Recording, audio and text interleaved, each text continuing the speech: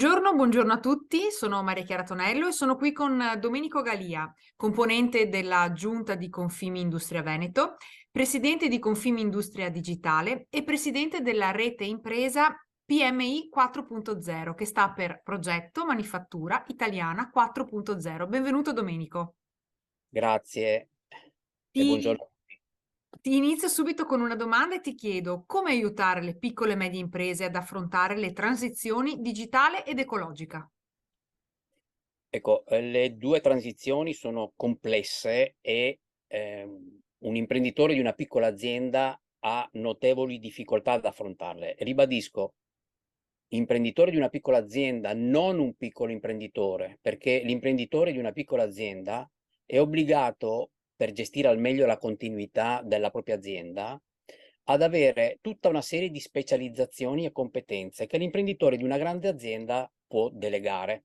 Quindi deve intendersi di tutti, seguire l'amministrazione, la parte commerciale, la gestione del personale, tutto quello che riguarda i rapporti con clienti, fornitori, banche, processo produttivo. E poi aggiungiamoci, per completare il quadro, l'eccesso di burocrazia del quale è oberato, che conosciamo molto bene. Quindi l'imprenditore di una piccola azienda oggi, di fronte a tutte queste problematiche, non riesce a trovare il tempo per affrontare, come dicevo prima, tematiche così complesse e spesso di non facile comprensione.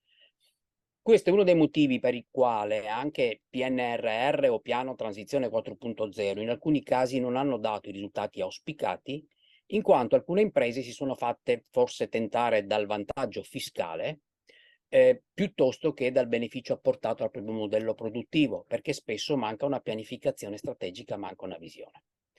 Sulla transizione ecologica vorrei spendere, in qualche modo vorrei rappresentare uno scenario che è dato dai giovani, che oggi vengono normalmente definiti nativi digitali, ma bisognerebbe iniziare a definirli nativi sostenibili, in quanto le recenti generazioni, e soprattutto quelle future, hanno una sensibilità nei confronti della sostenibilità, la circolarità, il verde molto accentuata, e tra qualche anno saranno consumatori molto esigenti da questo punto di vista e cominceranno per esempio a chiederci: ma questa automobile è stata prodotta di notte o di giorno?